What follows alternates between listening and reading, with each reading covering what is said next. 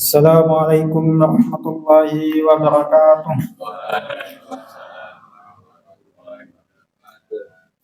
Innal hamdalillah nahmaduhu wa nasta'inuhu wa nastaghfiruh wa na'udzu billahi min shururi anfusina wa min sayyiati a'malina. May yahdihillahu fala mudilla lahu wa may yudlil fala hadiya lahu.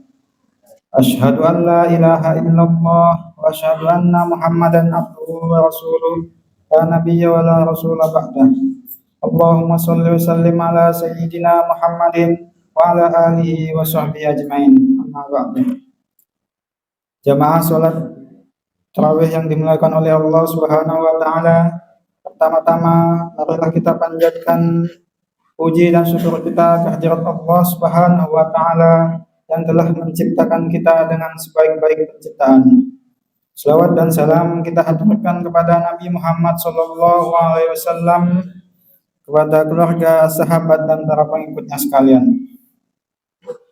Jamaah salat tarawih yang dimuliakan oleh Allah Subhanahu wa taala, berbuat dosa merupakan sifat dasar setiap manusia. Hal ini ditegaskan oleh Nabi Muhammad sallallahu alaihi wasallam dalam sabdanya kullu bani adam khata'un wa khairul khata'ina at-tawwabun. Setiap manusia pasti berbuat kesalahan, salah dan dosa, dan sebaik-baik orang yang berbuat salah adalah yang bertobat. Begitu juga di dalam Al-Qur'an Allah Subhanahu wa taala berfirman, innal insana lazulumun kafar. Sungguhnya manusia itu sangat amat banyak berbuat zalim dan suka mengingkari nikmat Allah Subhanahu wa taala. Dengan demikian, berbuat dosa adalah keniscayaan bagi setiap manusia,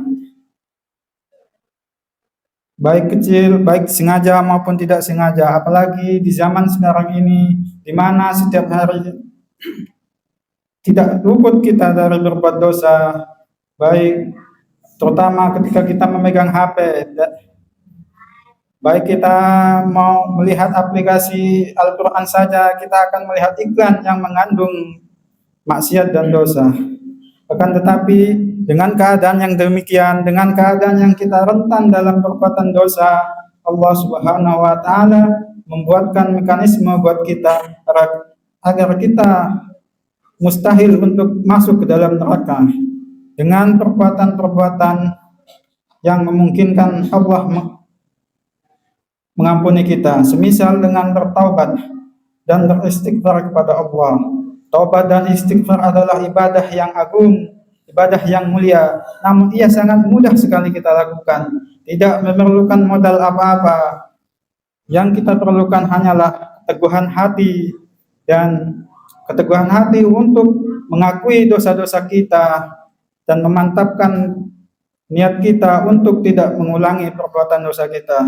Selama hayat masih dikandung badan, selama matahari belum terbit di sebelah barat, maka Allah akan mengampuni dosa-dosa hambanya yang meminta ampun kepadanya.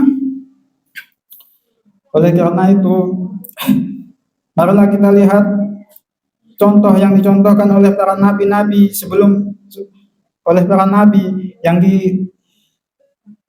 yang disebutkan dalam Al-Quran, semisal Nabi Adam alaihissalam dan istrinya Hawa melakukan perbuatan dosa yang membuat kita umat manusia harus tinggal di bumi yang penuh dengan kesulitan ini.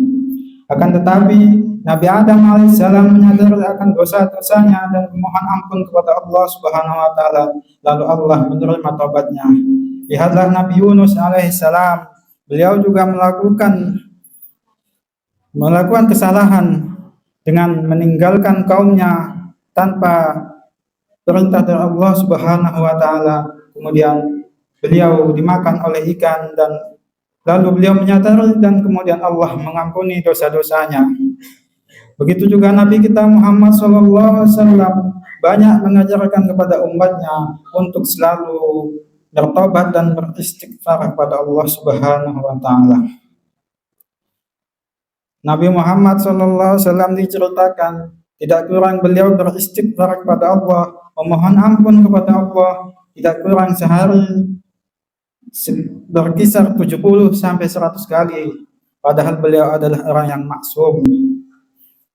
Jamaah salat tarawih demikian yang dimuliakan oleh Allah Subhanahu wa taala. Demikianlah kita dianjurkan untuk memperbanyak istighfar, memperbanyak bertaubat kepada Allah agar dosa-dosa kita diampuni. Di samping istighfar akan menghapuskan dosa-dosa kita, istighfar juga akan mendatangkan kecintaan Allah Subhanahu wa taala. Di dalam Al-Qur'an Allah menyatakan innallaha yuhibbut tawwabin wa yuhibbul mutatahhirin. Sungguhnya Allah mencintai orang-orang yang bertaubat dan mensucikan dirinya dari dosa. Cinta Allah kepada umat, kepada hambanya adalah mutlak dan pasti mendatangkan kebaikan. Baik kebaikan di dunia, terlebih lagi kebaikan di akhirat. Semisalnya kebaikan di dunia, semisalnya Nabi menyebutkan dalam sebuah hadis, man aksaral istighfar ja'alallahu lahu min kulli hammin farajan.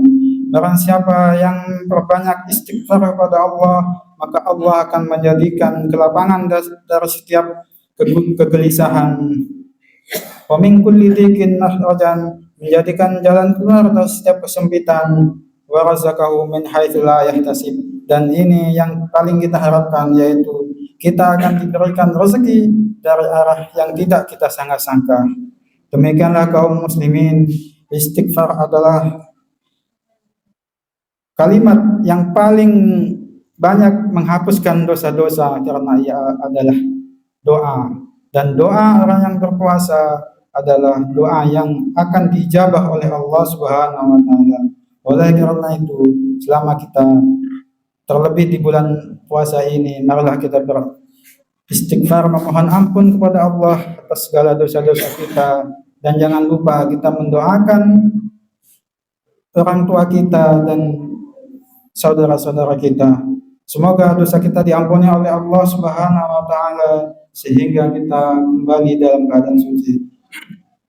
Wabillahi taufiq wal hidayah. Wassalamualaikum warahmatullahi wabarakatuh.